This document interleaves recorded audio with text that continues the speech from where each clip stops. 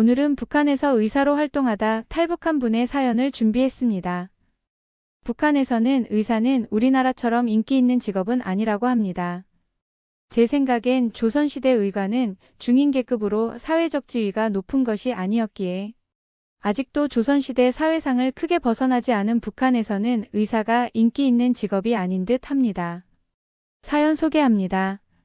아직도 그날의 소름 끼치는 순간이 머릿속에서 떠나지 않아요. 보위부 단속반이 병원 문을 부수고 들이닥쳤던 그 순간 말이죠. 겨우 몇 초 사이였어요. 의사 가운을 벗을 새도 없이 도망쳐야 했죠. 심장이 터질 듯 뛰었고 숨이 목까지 차올랐어요. 저는 바람처럼 뒷문으로 빠져나왔지만 다른 동료들은 어떻게 됐을지 감히 생각도 못했어요. 제가 북한에서 의사로 일한 지 10년이 넘었어요. 하지만 병원이라고 불리긴 했어도 실상은 환자를 살릴 수 없는 곳이었죠. 엑스레이 기계는 고장난 지 오래였고 수술 도구는 녹슬어 제대로 사용할 수도 없었어요. 피 한 방울 나눠줄 수 없는 혈액 부족, 기본적인 항생제조차 없는 약장, 그리고 환자들의 신음소리가 가득한 병실. 수술을 해야 하는 환자들은 마취제 없이 칼을 견뎌야 했고 감염으로 죽어가는 사람들 앞에서 우리는 무력하게 서 있을 수밖에 없었어요. 그럼에도 저는 버텼습니다. 전기도 제대로 들어오지 않는 병원에서 손전등 불빛을 의지해 수술을 했고 없으면 없는 대로 어떻게든 치료법을 찾아보려 했어요. 그래서 환자 가족들이 직접 장마당에서 필요한 약을 구해와야 하거나 밀수해 오거나 합니다. 의사는 필요한 처방전을 해주고 환자 가족이 필요한 약품을 구해오면 처치를 해주는 거죠. 그래서 뇌물이 만연해 있습니다. 의사는 월급이 안 나오니 어쩔 수 없이 뇌물을 받을 수밖에 없고 뇌물을 받았으니 하찮은 편이라도 제공할 수밖에 없는 거죠. 이런 사회에서 의사인 저조차도 상처를 소독할 소독약 한 병 구하기 어려울 때가 많았습니다. 그래도 저는 믿었습니다. 의사로서 할 수 있는 일이 남아있다면 이곳에서 어떻게든 사람들을 살려야 한다고 생각했습니다. 그러나 그 믿음은 단속반이 병원에 들이닥치는 순간 산산이 부서졌어요. 저 미안한데 20초만 좀 빌려줄 수 있나요? 약정 끝난 인터넷 정수기 휴대폰 가만히 두면 128만 원 손해. 휴대폰 전환지원금 50만 원에 인터넷 기비 48만 원, 가전 렌탈 30만 원, 전화 한 통에 설치 당일 입금. 다른 곳보다 적다면 차액의 120% 보상합니다. 아이폰, 갤럭시도 지금 주문하면 오늘 바로 받아볼 수도 있어요. 역시 업계 1위인 이유가 있네요. 홈서비스 전문기업 아정당. 이사 대가들의 서비스 불만족 시 100% 환불 보장 이사. 업계 최초 365일 24시간. 정당하게 받자. 아정당. 며칠 전 장만식 원장이 저를 불렀어요. 원래 그는 당에 충성을 바치는 사람이었기에 제 입장에서는 항상 조심해야 하는 존재였죠. 하지만 이제는 참을 수 없었어요. 김 선생, 이번에 새 병원이 들어선다는 거 알지 않소? 예, 듣긴 했습니다. 강동군, 용강군, 구성시에 시범적으로 병원을 건설한다는데 아주 대단한 계획이지 않소? 그 순간 속에서 뜨거운 것이 치밀어 올랐어요. 수없이 많은 환자들이 죽어가는 걸 지켜봐야 했고 수술 중 마취제 없이 비명을 지르는 사람들을 손으로 눌러야 했어요. 그런데도 저들은 허울뿐인 병원을 세우고 사회주의 의료체계의 승리라고 떠들어댈 참인가? 저는 조용하지만 단호한 목소리로 말했어요. 건물만 짓는다고 병원이 되는 게 아닙니다. 의사들에게 월급을 주고 필요한 장비와 약을 공급해야 합니다. 환자들은 약이 없어서 죽어가는데 선전물 만들 시간이 있습니까?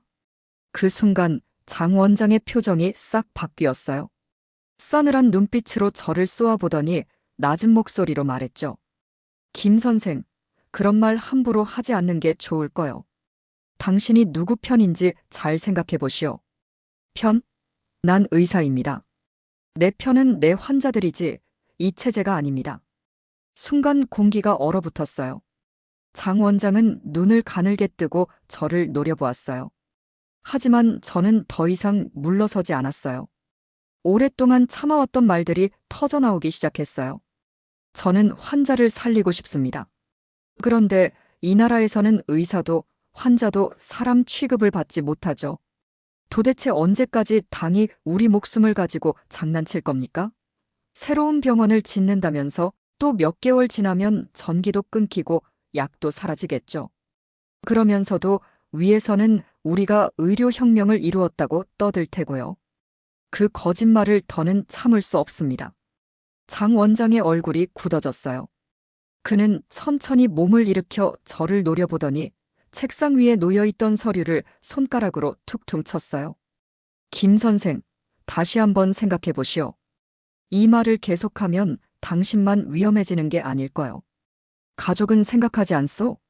저는 이를 악물었어요. 그들의 협박 방식은 늘 같았어요.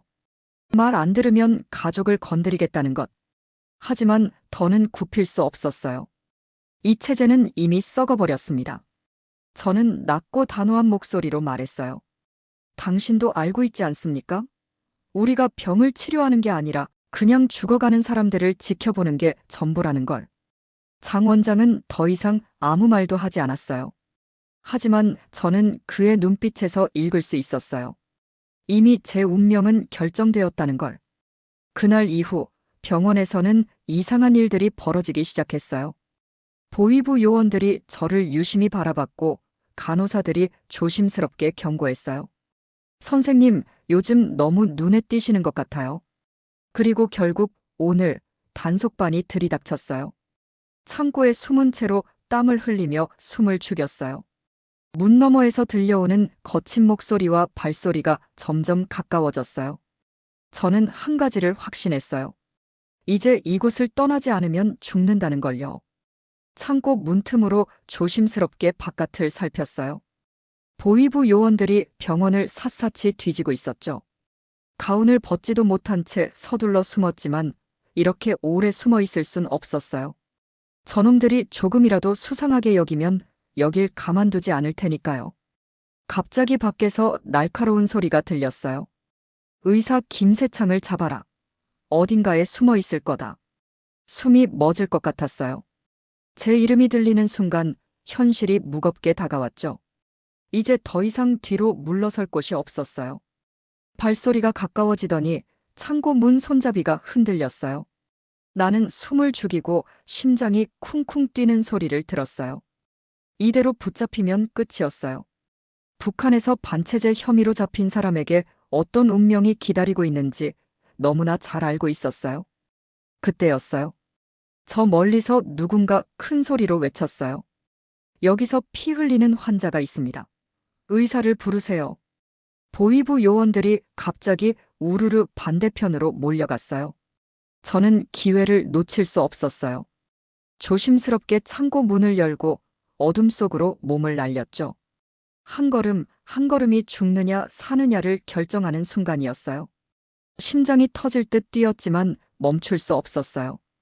병원 뒤편 담장을 넘으려 할 때 누군가 팔을 잡아당겼어요. 순간적으로 몸이 얼어붙었어요. 끝인가 싶었죠. 하지만 낮은 목소리가 들렸어요. 이쪽으로 와요, 어서. 박철진이었어요.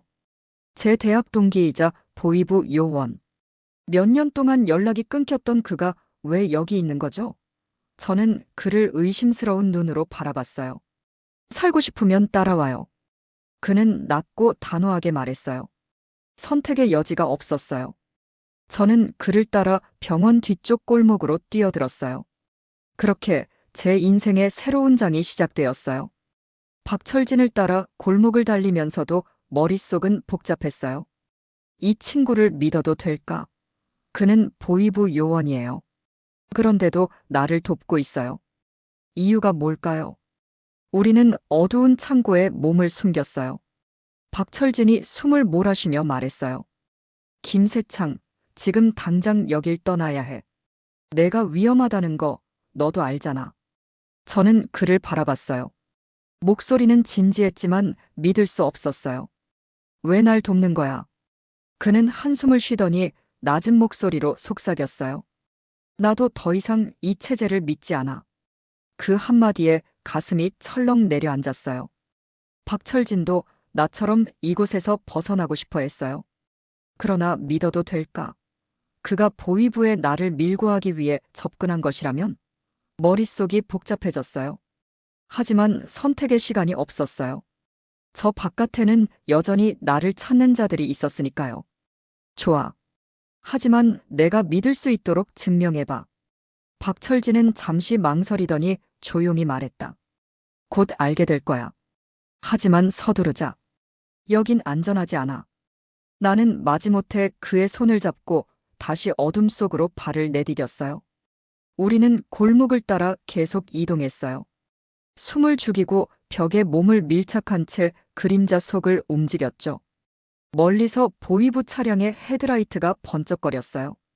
여기까지 어떻게 왔어? 저는 박철진에게 속삭였어요. 내가 위험하다는 소문을 들었어. 처음엔 믿지 않았는데 병원에서 내 이름이 나오는 걸 보고 확신했지. 그 순간 골목 반대편에서 인기척이 들렸어요. 순간적으로 몸을 웅크렸죠.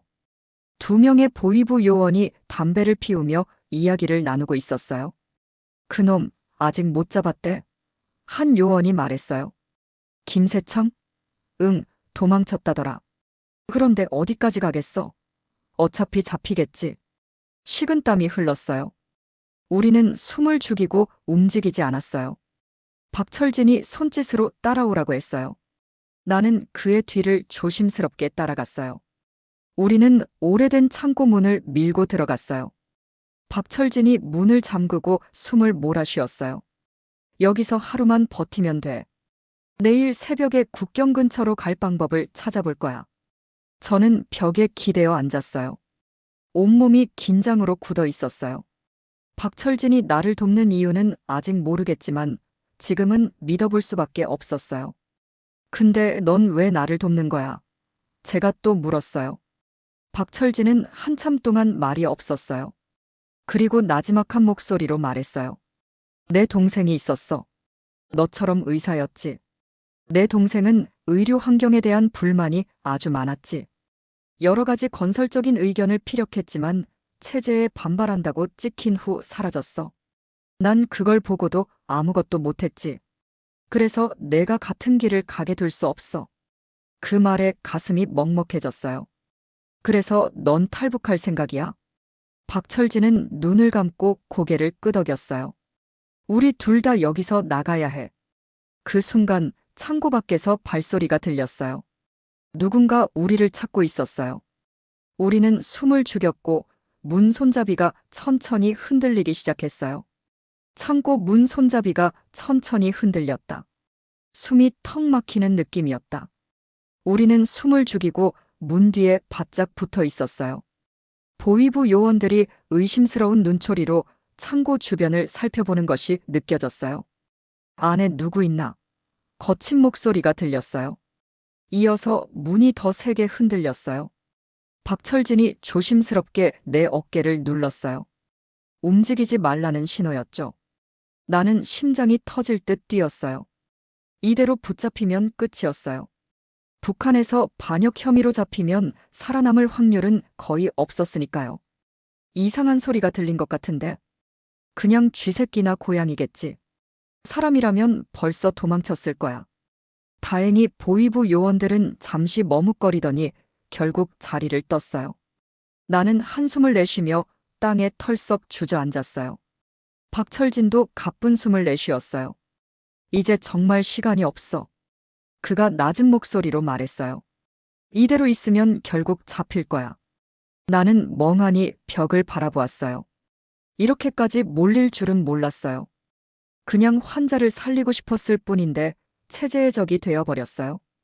이 나라에서 의사로 살아간다는 것이 이렇게나 어려운 일이었나 싶었어요. 박철진이 내 어깨를 두드렸어요. 국경까지 가야 해. 탈북 브로커를 믿을 수는 없지만 다른 방법이 없어. 나는 고개를 끄덕였어요. 이제 선택의 여지는 없었어요. 살아남기 위해선 국경을 넘어야 했어요. 우리는 다시 몸을 숨기며 골목을 빠져나왔어요. 해가 뜨기 전에 최대한 먼 곳으로 가야 했어요. 다리 밑, 버려진 창고, 폐건물 등을 지나며 우리는 조금씩 북쪽을 향해 움직였어요. 국경에 도착할 때까지 몇 시간도 걸리지 않을 것 같았어요. 하지만 가장 큰 문제는 그곳이었어요. 국경에서 우리를 기다리는 것은 자유가 아닐 수도 있었어요. 그곳엔 더 큰 위험이 도사리고 있었어요. 박철진이 갑자기 멈춰 섰어요. 저기 봐. 나는 그의 시선을 따라갔어요. 저 멀리 국경 초소가 보였어요. 경비병들이 철저하게 검문을 하고 있었어요. 이곳을 통과할 방법이 있을까? 만약 잡히면 우리는 영영 사라질 수도 있어요. 다른 길이 있을 거야. 박철진이 말했다. 하지만 그의 목소리에는 확신이 없었어요. 나는 그를 바라봤어요. 그리고 결심했어요. 이곳을 떠나야 해. 살아남아야 해. 우리는 다시 몸을 낮추고 어둠 속으로 스며들었어요. 우리 앞에는 자유로 가는 길이 있었지만 그 길에는 피할 수 없는 위험이 기다리고 있었어요. 우리는 어둠 속을 조심스럽게 움직였어요. 국경 검문소의 불빛이 우리 발밑을 스칠 때마다 심장이 요동쳤어요.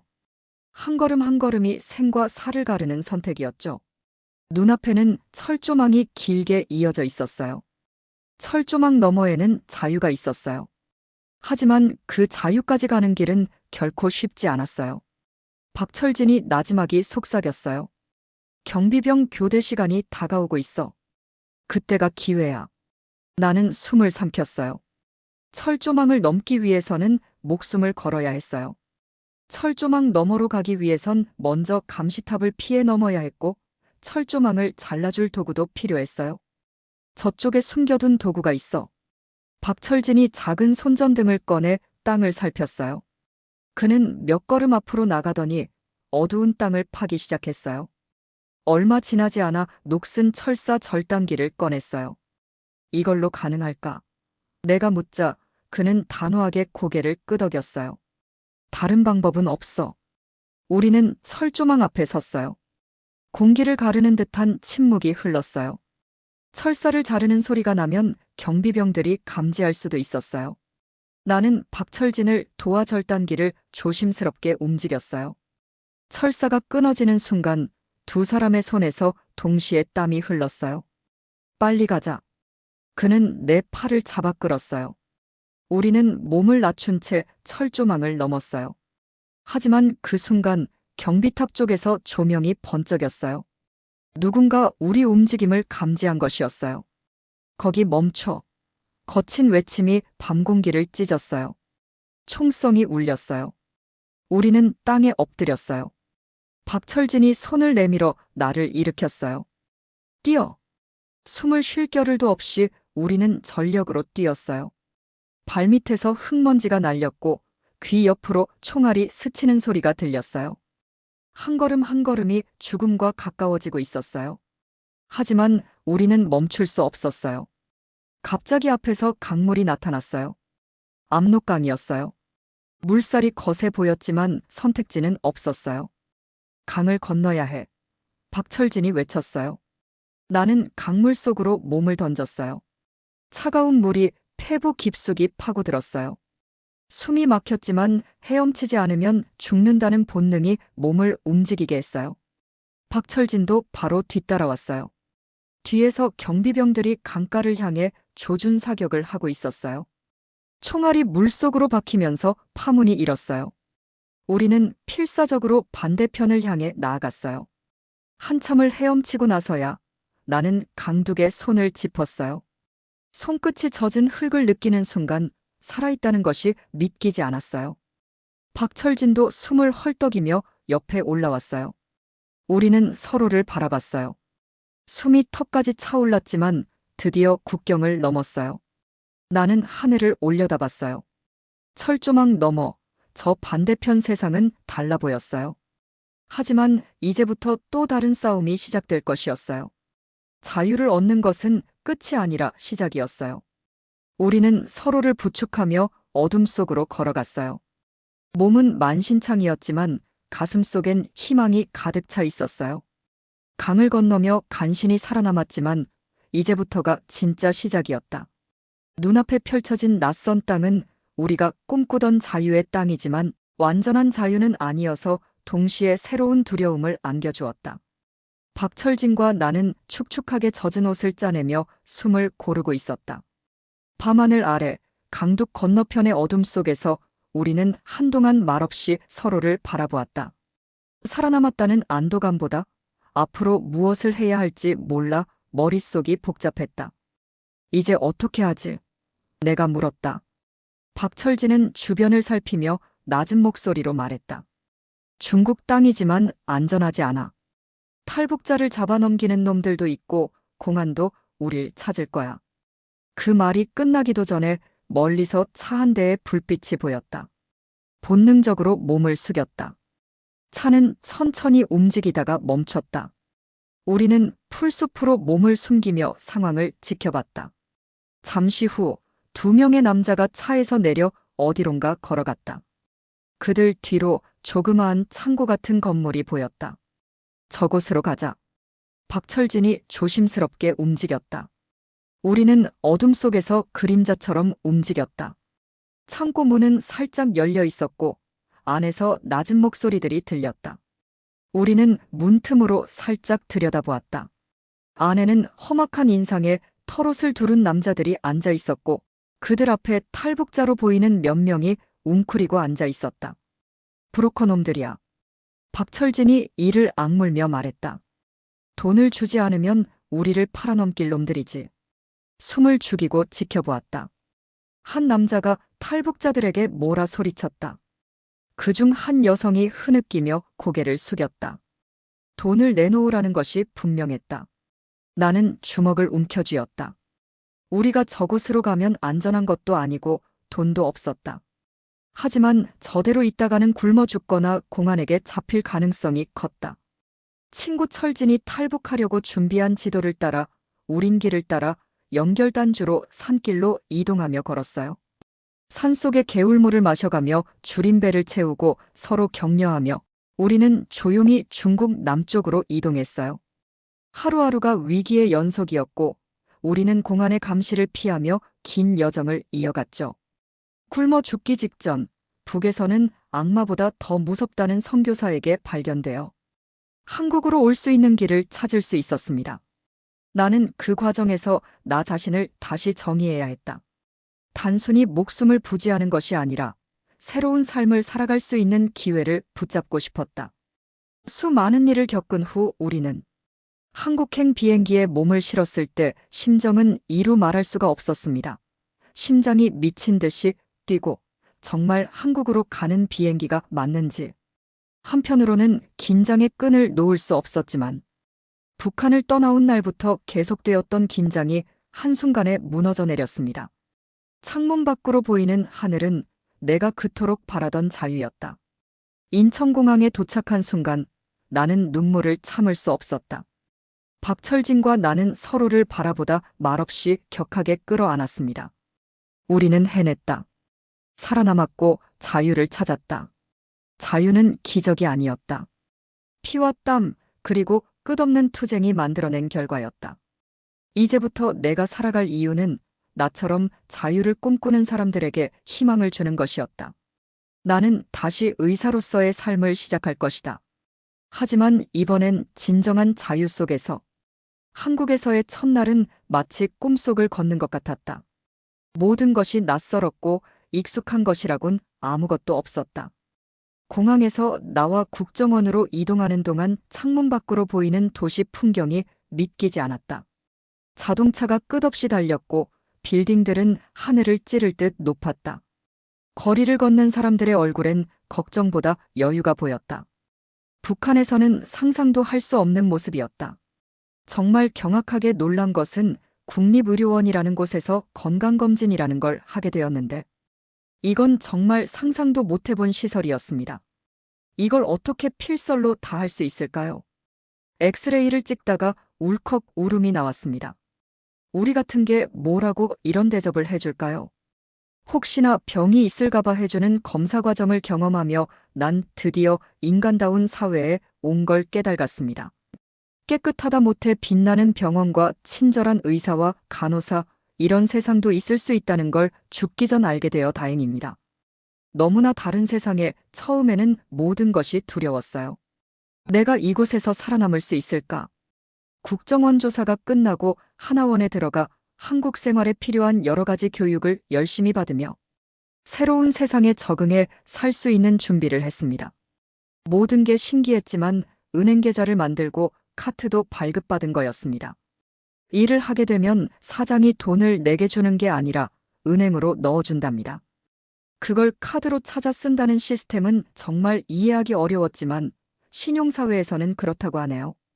지금도 참 신기하긴 합니다. 돈을 은행에 맡기고 걱정하거나 의심하지 않고 안심하고 사는 한국 사람들의 믿음이 존경스럽기까지 합니다. 물론 저도 이제는 은행에 돈을 맡깁니다. 처음엔 돈이 은행에 들어오기 무섭게 찾아서 현금을 찾아 보관하고 있었거든요. 다시 의사로 일할 수 있을까? 이런 질문은 국정원 시절 담당 조사관에게 들은 한국의 의사고시가 얼마나 어려운지. 북에서 탈출한 많은 의사 중에 의사고시를 통과해 의사가 된 분들이 몇 분 안 된다는 얘기에 의사가 하고 싶지만 포기를 하고 의료계통 일을 하고 있습니다.